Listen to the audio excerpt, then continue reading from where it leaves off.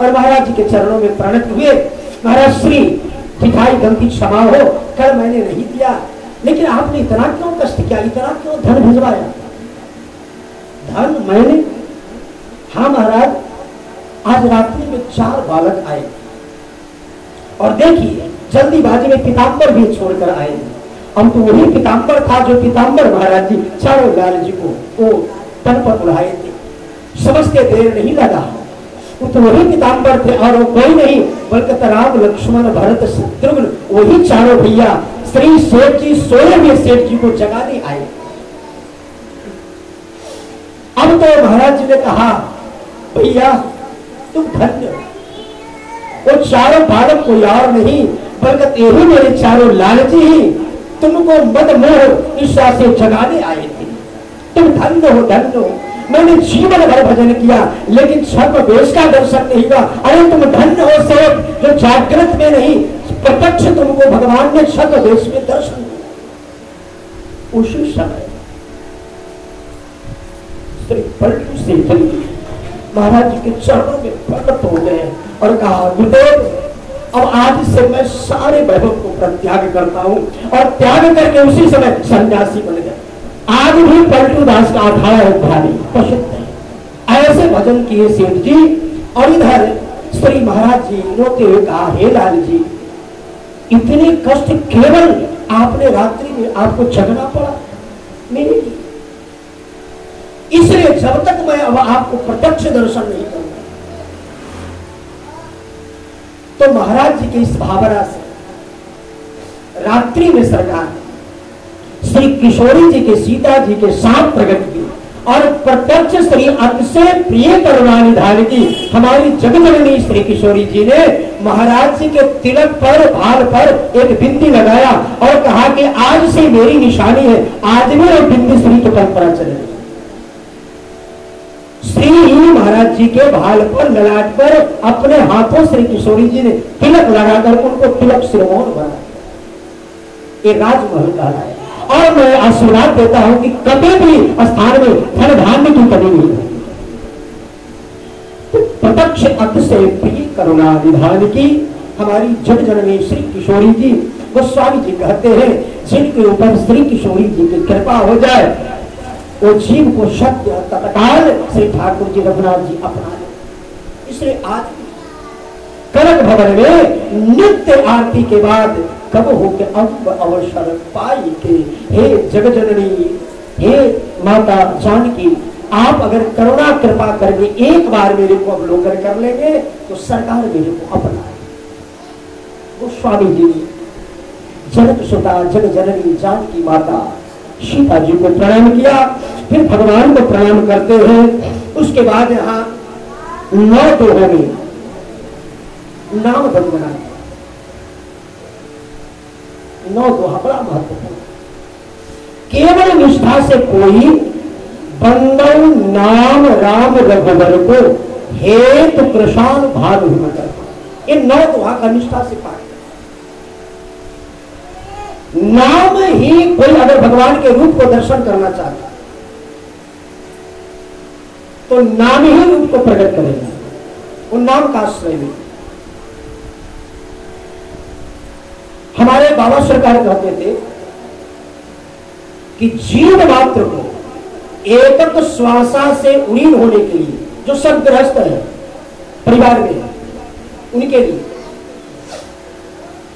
जगने से सोने तक नित्य प्रत्येक प्राणी को 21,600 श्वासा लेता छोड़ता। तो एकत्व श्वासा से उड़ीन होने के लिए जीव मात्रों को कम से कम नित्य 25,000 भगवत नाम जप कर लेना चाहिए। नित्य किसी भी परिस्थिति में आप 25,000 नियम से अगर जप करेंगे तो मेरे को अनुभव है कि 2.5 से 3 घंटे लगेंगे बैठ के अगर करेंगे। 2.5 से 3 घंटे 25,000 जो नित्य नाम जप करता है, जो परिवार में है, तो भगवत कृपा की अनुभूति होगी और वो नाम से ही रूप प्रकट होगा जीवन में, नाम ही रूप को प्रकट कर देगा। और जो भगवान की लीला में प्रवेश करना चाहता है, वो नाम और रूप अगर दोनों की कृपा हो गई तो उस साधक के धन में निरंतर भगवत लीला प्रकट होगी। वो कहीं भी रहे, किसी भी परिस्थिति में रहे, सोया रहे, जगता रहे, वो लीला प्रकट, लीला प्रकट। कई हमारे महापुरुष ऐसे हुए जो निरंतर लीला में जुड़े रहे, निरंतर उनकी दृष्टि में भगवत लीला चलती रहती।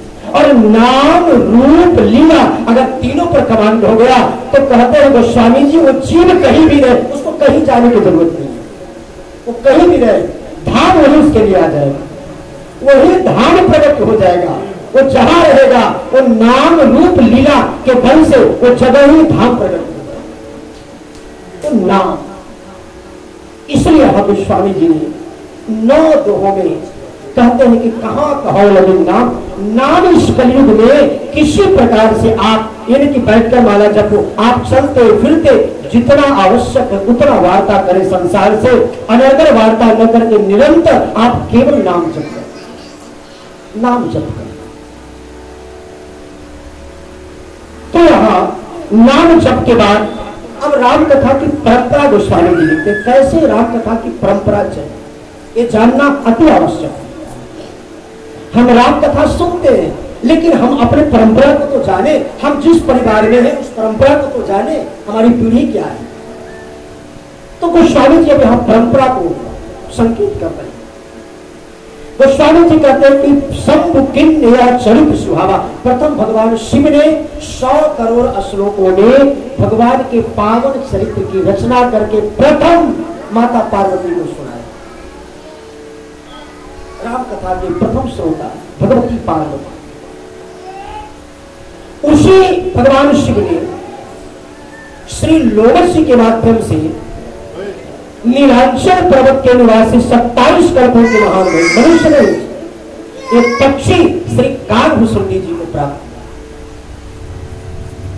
ये परंपरा कैसे चली और उसी कागभूषुंडी जी से महर्षि जागवल्ली को प्राप्त हुआ और फिर उसी जागवल्ली से श्री नरहरियानंद जी को प्राप्त हुआ और उसी नरहरियानंद जी से गोस्वामी तुलसीदास जी को 5 वर्षों में शुकर क्षेत्र में जो अध्ययन करके और उसको प्राप्त हुआ। गोस्वामी जी कहते हैं एक परंपरा से मेरे राम कोई देखो ग्रंथ जब तक आप किसी सदगुरु के चरणों में बैठ करके अध्ययन नहीं करोगे तो मनमुखी व्याख्या कर सकते। ये मनमुखी ने ये सदगुरु चरणाश्रित बैठ करके और तब ग्रंथ लगे, ये गुरु कृपा से ही समझा। बिना सदगुरु कृपा के ग्रंथ आपको नहीं समझ में आए। इसलिए गोस्वामी जी कह रहे सूझहि राम चरित मनु मानिक गुप्त प्रकट। इसमें कुछ गुप्त भी है कुछ प्रकट भी है। तो गुप्त जो रहस्य है रामचरितमानस को दास जब श्री अयोध्या में अध्ययन हो रहा था तो उन दिनों वेद मंदिर में एकमात्र कक्ष में मेरे को स्मरण है कि सुबह में 4 रोटी मिलता था और पानी की तरह साग। तो मैं उसी को 2 रोटी को पा करके उस साग के साथ और फिर पानी के रख लेता था रात्रि में बयान के लिए और पढ़ने जाता अध्ययन के लिए। मानव सत्तर श्री अंजनी गुफा वाले महाराज जी से बोले बेटा केवल 43 को अध्ययन करो। गुरु कृपा क्योंकि ये अध्ययन से गुरु कृपा साधन साध्य नहीं है, एक कृपा साध्य का विषय। तो मैंने केवल साधु चरित अभी मेरे को स्मरण है और अभी कॉपियां सब मेरे पास है। साधु चरित शुभ चरित कपासु यहाँ तक मेरा और इसी में करीब 6 महीना लगी। वर्णा नाम से साधु चरित शुभ चरित कपासु मात्र इतने अध्ययन हुआ था। इसी में पूरे मानस का रस प्रकट हो रहा है। तब तक मैंने आगे अभी और अध्ययन होता तब तक पटना से गुरुदेव की आज्ञा आई, टेलीफोन आया अभी थैला लेकर तू चलेगा पटना।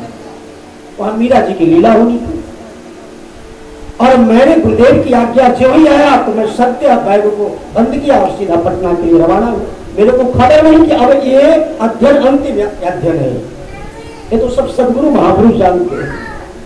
जब वहां लीला हुई और जब बैग लेकर फिर अनुमति लेकर अयोध्या अध्ययन के लिए जब लौटने वाला था तो महाराज जी की यही वाणी थी अब जीवन भर अध्ययन करोगे।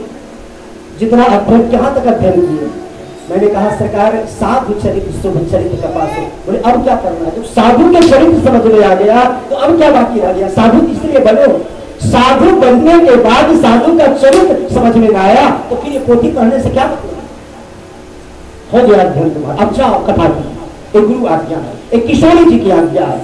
मैंने कहा सरकार अभी अध्ययन नहीं हुआ है, क्या मैं बोलूं? बोले एक गुरु आज्ञा पर विश्वास नहीं, जाओ। और ऐसे निर्जन जगह पर 2 वर्ष तक महाराज जी ने छोड़ा मेरे को, जहां सब कुछ मैं अकेले वहां, और 2 वर्षों में जो दास को अनुभूति हुई जो मैंने कभी नहीं पढ़ा, भक्तमाल कथा सुना, तो केवल साधन साध्य एक कृपा साध्य का ग्रंथ है, गुरु कृपा सूझ ही रामचंद्र सदगुरु कृपा से सभी रहस्य प्रकट हो जाते हैं। तो यहां गोस्वामी जी ने उस परंपरा को वर्णन किया जिस परंपरा से उन्होंने राम कथा को प्राप्त किया। राम कथा के महिमा वर्णन, राम कथा है क्या? गोस्वामी जी कहते हैं राम कथा सुंदर करता है। जिस दिन श्रोता और वक्ता में यह 5 गुण आ जाएगा, ये तारी के माध्यम से राम कथा है क्या? राम कथा सुंदर करता है, संशय विहंग उड़ावनहारी। गोस्वामी जी कहते हैं जैसे तारी में हथेली होता है तो ताली दोनों हाथ से बजाया जाता है, एक हाथ से ताली नहीं होती। और हथेली में 5 उंगलियां होती हैं। ये 5 क्या है? देखने में तो लगता है कि 5 उंगली है, लेकिन ये 5 महानिधि है। ये जीव है, अंगुष्ठ जीवात्मा है। ये इसका नाम है प्रजनी, ये ब्रह्म है। ये मध्यमा शतगुणी प्रकृति है, भगवान विष्णु के प्रतीक है। ये रजोगुणी प्रकृति, ये ब्रह्मा के प्रतीक है। ये तमोगुणी प्रकृति है, कनिष्ठ, ये रुद्र के प्रतीक है। इसलिए रावण कहता है भजन में हुई है तामस देहा, आप कनिष्ठ उंगली से भजन नहीं कर सकते। बहुत लोग माला करते हैं ना, तो माला कैसे किया जाता है?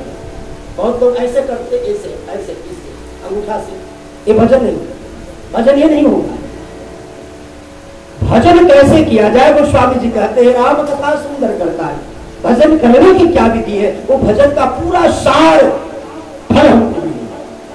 तो जीव जो है स्वतंत्र अपने साधन से भजन नहीं करेगा। जिनके कृपा से जीव ये मनुष्य होने में आया है वो सबके सृजन करता ब्रह्मा जी है। तो ये जीव ब्रह्मा जी के शरण में जाएगा। बहुत तत्व को ध्यान से समझिए, जीव ब्रह्मा जी के शरण में जाएगा। हम आपकी परंपरा के हैं, इनके परंपरा विष्णु इनके शरण में नहीं जाएगा, ये ब्रह्मा जी के शरण में जाएगा। ऐसे भजन की परंपरा ये में जाएगा। और उसके बाद ये ब्रह्म है, ये जितने दाना हमारा मन है, तो भजन के क्रम में यो नहीं, मन को यो लाया जाता है। मतलब ये ब्रह्म है, भगवान के चरणों में मन को संसार से ला करके भगवान के चरणों में जोड़े। और यहाँ एक और भजन कर रहे हैं भगवान विष्णु, क्योंकि सतोगुणी प्रकृति से ही भजन होगा, रजोगुणी प्रकृति से भजन नहीं होगा, तम से भी भजन नहीं होगा। कनिष्ठ, अच्छा कोई आपसे अगर पूछे मार्ग कि भैया अखिलेश अग्रवाल जी के घर में कथा हो रही है, कौन मार्ग है, कैसे जाऊं? तो आप ऐसे कहोगे? ऐसे नहीं कहेंगे, अंगूठा दिखाएंगे तो गलत ले लेंगे अर्थ में। क्योंकि मार्गदर्शक ब्रह्म है, जीव का मार्गदर्शक ब्रह्म है। इसलिए आप लोग किसी को मार्ग कैसे दिखाते हैं? इधर चले जाते, अंगुलियां निर्देश करते हैं। मने जीव का मार्गदर्शक केवल परमपिता परमेश्वर ब्रह्म है, जीव नहीं कर सकता है किसी को मार्गदर्शक। तो आप इससे ऐसे करते, इधर चले जाइए भैया, इधर चले जाइए। तो उंगलियों का लगता है कि केवल परमात्मा ने ये 5 उंगली दिया है, ये 5 गुण है। तो गोस्वामी जी कहते हैं कि श्रोता में भी 5 गुण होना चाहिए। ये उत्तम श्रोता कौन है? हम किसको उत्तम श्रोता कहते हैं? इसलिए कह रहे राम कथा सुनने का जो परम अधिकारी है, और राम कथा जिसके घट में उतर आवे, अगर ये लक्षण लेकर बैठे तो पहले श्रोता का गुण क्या होना चाहिए? श्रोता को गुण तब गोस्वामी जी कहते हैं श्रोता सुमति। नंबर 1, श्रोता सुंदर मति वाला, बुद्धि उसका सुंदर हो, और सुमति के साथ सुशील हो, परम शांत, परम शांत। श्रोता सुमति सुशील और सुचित के साथ सुचि, उसका अंतःकरण और बाहर पवित्र हो, मन भी पवित्र हो। देखो मन कोई देखता नहीं किसी को, आपके मन में क्या चल रहा है, उनके मन में क्या चल रहा है, आप बता सकते हो? किसी को कोई मन को नहीं देखता, मन का परिणाम दिखाई पड़ता। आपने किसी को मारा, परिणाम समझ में आ गया, आपके मन में क्रोध था, वैमनस्यता थी, ईर्ष्या था, प्रतिशोध की भावना थी। तो मन, तो अंतःकरण और बाह्य दोनों शुचि हो, श्रोता सुमति, सुशील सुचि और कथा रसिक। भगवान के कथा के परम रसिक को कोई निमंत्रण दे न दे, केवल खबर मिल जाए कथा हो रही है, तो किसी की टेलीफोन की प्रतीक्षा न कर, केवल जानकारी मिल जाए कि भगवान की कथा हो रही है, चल पड़े। ये कथा रसिक, और कथा रसिक के साथ हरिदास भगवान का परम भक्त होता है। ये 5 गुण श्रोता में अगर हो तो एक तारीफ। गोस्वामी जी ने कहा मैं केवल पक्षपात नहीं करूंगा, श्रोता के साथ वक्ता में भी गुण है। 5 गुण से युक्त श्रोता हो, लेकिन वक्ता कैसा हो, तब वह संशय समाप्त होगा। वो वक्ता कैसा हो, तब गोस्वामी जी कहते हैं उत्तर दिशि सौंदर्य नीला और तह बस काग भुषुंगी सुशील। सुशील, परम सुशील हो, उग्र वक्ता नहीं, परम सुशील हो, लालची नहीं हो, परम संतोष, कोई आकांक्षा मन में न हो, केवल विशुद्ध कथा, भगवत चर्चा, कोई कामना नहीं हो, परम संतोष। तो राम कथा सुंदर, उत्तर दिशि सुंदर गिरि नीला, तह बस काग भुषुंड सुशीला। एक राम भगत पथ परम प्रवीण, भगवान के भक्ति के परम पथिक। दूसरा परम भक्त, तहवस काग भुषुंडी सुशीला और राम भगत पथ परम प्रवीण। दूसरा। तीसरा ज्ञानी, परम ज्ञानी, कलिष्ठ से कलिष्ठ बातों को सुगम करके पिलाना, सिद्धांत के माध्यम से सुगम करके पिलाना, परम ज्ञान। गुणग्राही हो, मतलब कि परिपूर्ण अहंकार विद्या विवाद में बहुत जानकार हूं, मैं बहुत ज्ञानी हूं, कहीं से भी ही वो ज्ञान अर्जन करे। छोटा से भी अगर कोई बात मिले तो वहां से भी हो। हमारे महाराज श्री इतने प्रकांड विद्वान विभूति होते हुए भी कहीं बैठते तो कलम कॉपी लेकर गए। एक रिक्शे वाले से भी उन्होंने पद नहीं किया, एक मूंगफली बेचने वाला सूरदास से भी उन्होंने पद नहीं। ऐसी गुणगुराई, जहां से मार्मिक तत्व मिले वहीं से उसको चित्त में उतार। और बहुकालीना, ये 5वां गुण, बहुकालीना के मतलब विज्ञानी हो, अनुभवी हो, केवल वाणी से नहीं, प्रैक्टिकल में उसमें जो जीता हो। एक 5 गुण वाला अगर प्रवक्ता हो और 5 गुण वाले श्रोता हो, मैं कहता हूं अगर वहां ऐसा श्रोता और वक्ता का समागम बन जाए, वहां संशय रहेगा, वहां सारे विकार दूर हो जाए, वक्ता में कोई लोभ न हो, निष्कपट निष्भाव केवल कथा। तो इस तरह का परम संतोषी, परम आयाची, इस वृत्ति वाले अगर वक्ता हो, राम कथा कितने ही अधिकार। ऐसे श्रोता और वक्ता के मध्य में गोस्वामी जी कहते हैं मेरे द्वारा प्रतिपादित राम कथा अगर हो तो वहां फिर कुछ बाकी नहीं। फिर यहां इस परंपरा को, राम कथा की महिमा को वर्णन करके रामचरितमानस की महिमा को कहते। ऐसा अद्भुत ग्रंथ है, मेटत कठिन कुंक भाल मंत्र महान। कहते हैं ये मेरा रामचरित ऐसा है, प्रारब्ध को जीव भोग कर ही समाप्त कर सकता है, बिना भोगे कोई गुजारा नहीं है। संचित शरणागति से क्रियमान उपासनात्मक सांचे में, लेकिन प्रारब्ध भोग करे। लेकिन गोस्वामी जी कहते हैं अगर कोई एक बार रामचरितमानस जी का आश्रय ले ले तो ऐसा ग्रंथ है कि जीव के प्रारब्ध को भी समाप्त कर देने वाला है। मैं कहां तक वर्णन करूं। फिर गोस्वामी जी मानस के निर्माण तिथि को रखा है। अयोध्या में 9वीं तिथि को मंगलवार को आपका फिर नामाकरण किया ग्रंथ को। जैसे राम जी का नामाकरण हुआ, जो सुखदाम राम असनामा, सभी चारों भाइयों का वशिष्ठ जी को द्वारा नामाकरण हुआ, तो गोस्वामी जी ने रामचरितमानस को अवतारण के बाद नामाकरण भी कराया। इस ग्रंथ का नाम होगा रामचरितमानस, क्योंकि रामचरितमानस मुनि पावन विरचो शंभु सुहावन। गोस्वामी जी इसके कहते हैं कि भगवान शिव ने प्रथम इस ग्रंथ को रचना करके अपने मन में रखा, इसलिए मन में रखने के कारण इसका नाम होगा मानस। राम जी के चरित्र को लेखन किया है, इसलिए इस ग्रंथ का नाम होगा रामचरितमानस। फिर यहां महात्मा को रखा है रामचरितमानस। गोस्वामी तुलसीदास जी के हृदय रूपी सरोवर में 4 घाट बने। क्या सुंदर उपमा दिया है गोस्वामी।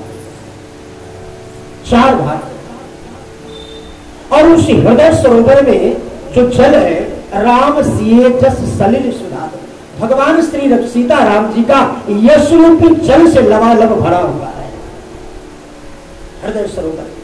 7 सीढ़ियां उसमें लगे उस घाटों में, सप्त प्रबंध सुमधुर सपाट, और 4 घाटों पर 4 वक्ता और श्रोता बैठे। कर्ण के पीठ पर महर्षि जागवलिक जहां बैठे हैं, वहां भरद्वाज मुनि ऐसे परम विचारक श्रोता बैठे। देखो कर्म में विचार होता है,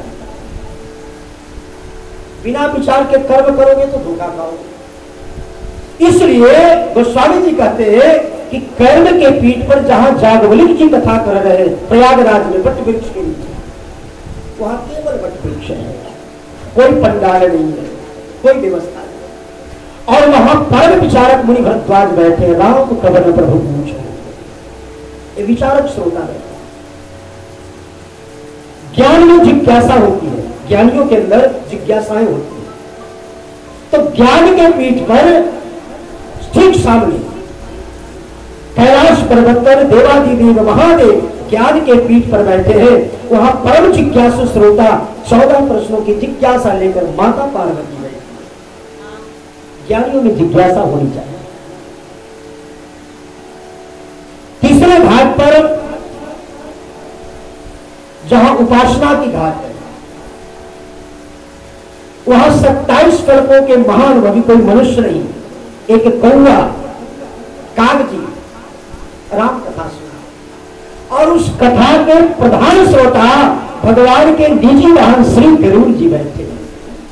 मोह की निवृत्ति के आप उत्तरकांड के सब कथा अंतिम दिन तक अवश्य सुनना। कथा उत्तरकांड की सबसे जो सार की कथा है ज्ञान भक्ति का, जो काव्यशुद्धि जी का दिव्य चरित्र है, ये शायद 31 तारीख को आएगा, और उस दिन संभवतः से मेरे को उसी दिन संध्या में निकलना है, क्योंकि फिर 2 तारीख से जनकपुर में कथा है, तो मेरे को 31 को ही प्रस्थान करना है।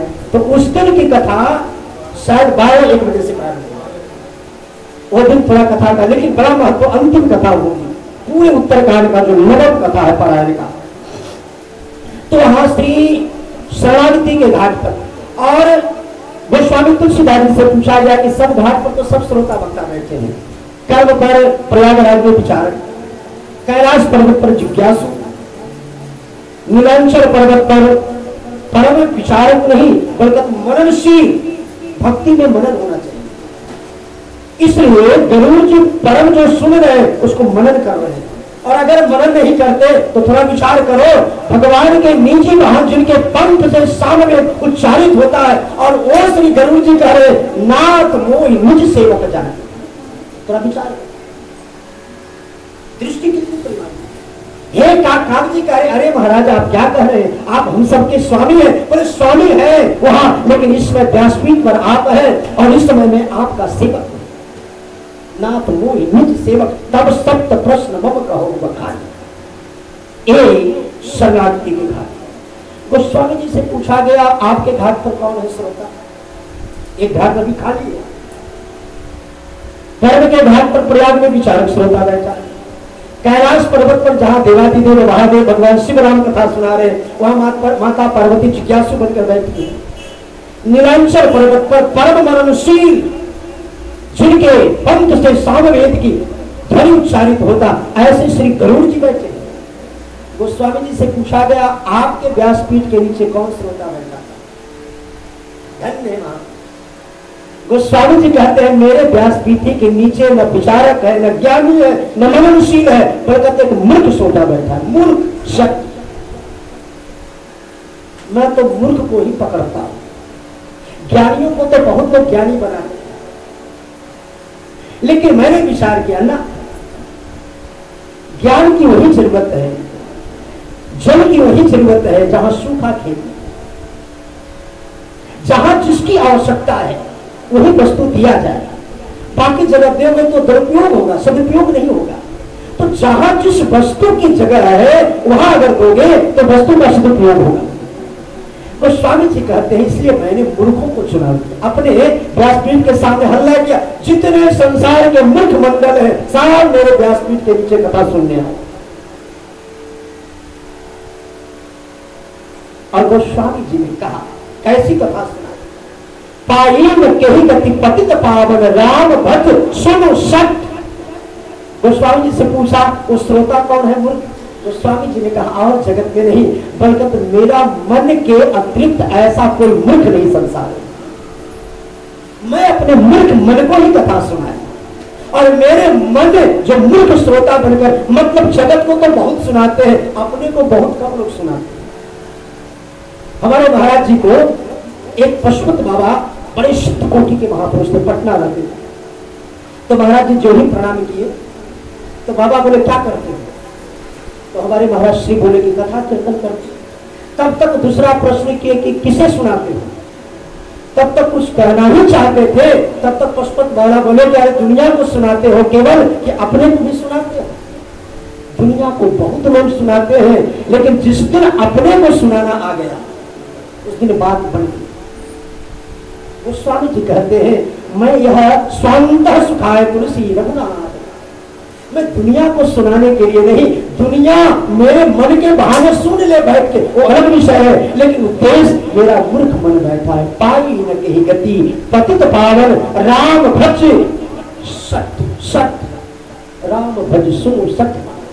अरे मन, मूर्ख मन, अगर कल्याण चाहते हो तो केवल श्री रघुनाथ जी का भजन कर, भजन कर, भजन। चारों घाटों की यहाँ उपमा देते हैं।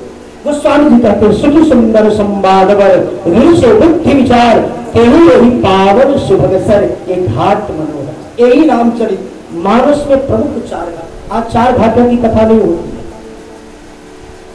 राम कथाएं होती, लेकिन चार घाट लुप्त हो गए।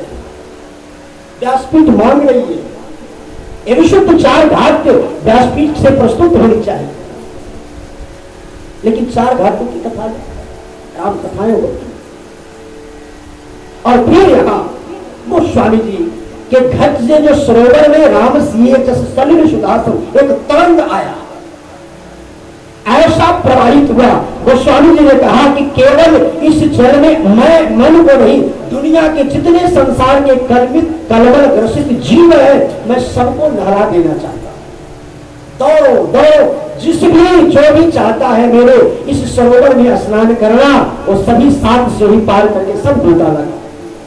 लेकिन यह सब आवत अति कठिनाई, हल्ला तो हुआ, लेकिन यहाँ आना बड़ा कठिन, यहाँ सब नहीं आ सकते। यहाँ जो आए उसी को जल प्राप्त होगा। और एक तरंग निकला, सरजू नाम सुमंगल मूला, एक सरयू जो प्रेम धारा है उस सरोवर से प्रकट हुआ। और यहाँ बहुत बढ़िया सुंदर उपमा दिया है गोस्वामी जी ने। जो शिव पार्वती का विवाह बारात है, मानो वही असंख्य उस नदी के चंचल जीव है। श्री शिव विवाह की कथा ही मानो हेमंत ऋतु है। श्रोता और वक्ता का मानो समाज है, यही उस नदी के तट पर बसे हुए, दोनों तट पर एक लोकमत है, एक वेद, तो नदी का भी दो किनारा होता है। राम जन्म की जो आनंद की बधाइयां है, वही मानो नदी के भंवर, उस प्रेम का जो तरंग निकला गोस्वामी जी के मुख से, वही मानो उस नदी के भार है। और राम जन्म का जो उत्सव है वही मानो शिशिर ऋतु है। क्या गोस्वामी जी उपमा दे रहे हैं। राम लक्ष्मण भरत शत्रुघ्न चारों भाइयों की जो बाल लीला हुई, एक क्या है, मानो वही उस नदी में खिले हुए कमल के पुष्प है। क्या उपमा गोस्वामी जी, ये मानस का महत्व रूपक दे रहे। महाराज दशरथ और उनकी महारानियों का जो सर्वत्र सर्वज्ञ पुण्य है, वही मानो एक कमल पुष्प के पराग, वो पराग है। और उसको रसपान करने वाला भरभर जल पक्षी। श्री सीताराम जी का जो स्वयंवर हुआ, एक कथा जो है, नदी का सुहावना मनमोहक दृश्य है। तरंग जब नदी प्रवाहित होता है तो मनोरम दृश्य जो दर्शन होता है, ये सब गोस्वामी जी उपमा दे रहे हैं। कथाओं में जो श्रोता का विचार पुष्प जिज्ञासा है, एक क्या है, जिज्ञासा की तो हुई, माता पार्वती भी जिज्ञासा करती है। प्रथम सुधारण कहो विचारी, निर्गुण ब्रह्म सगुण बपुधारी, पुनि प्रभु कहो राम अवतारा, ये सब प्रश्न। श्री गरुड़ जी भी प्रश्न कह रहे हैं, संत असंत के लक्षण, इस तरह विस्तार से सब प्रश्न किया है। तो श्रोताओं के द्वारा जो विचारपूर्ण प्रश्न हुआ, मानो यही नदी के नाव है, नदी में नाव है। अच्छा, नाव भी है, उस पर पार करने वाला नाव की शोभा यात्री से है। तो जो वक्ता के द्वारा इन जिज्ञासु श्रोताओं को संतुष्ट के लिए जो उत्तर विवेकपूर्ण दिया जा रहा है, मानो वही चतुर केवट है, जो जिज्ञासाओं को, श्रोताओं को अज्ञानता को दूर करके और ज्ञान सागर की ओर ले जाए। इस सब को स्वामी जी बड़े सुंदर उपमा दिए, बड़े विस्तार से वर्णन करते, लगभग 43 दोहा, पूरा प्रकरण 22 दोहा में विस्तार से वर्णना किया है। और आगे लगभग 21 दोहों में गोस्वामी जी ने पूरे मानस महात्मा राम कथा की महिमा, रामचरितमानस की महिमा, रामचरितमानस की परंपरा पूरा विस्तार से वर्णन। और फिर 41 दोहे पर कर्म कांड से, कर्म के पीठ से गोस्वामी जी कथा को प्रारंभ करते हैं। प्रयागराज में एक मुनि भरद्वाज मुनि निवास करते। माघ मेला में प्रायः जब कल्पवास के लिए आते हैं, तो उस क्रम में एक महात्रिकालदर्शी महापुरुष जिनका नाम था जागू, और जब सभी लोग चले गए कल्पवास करके,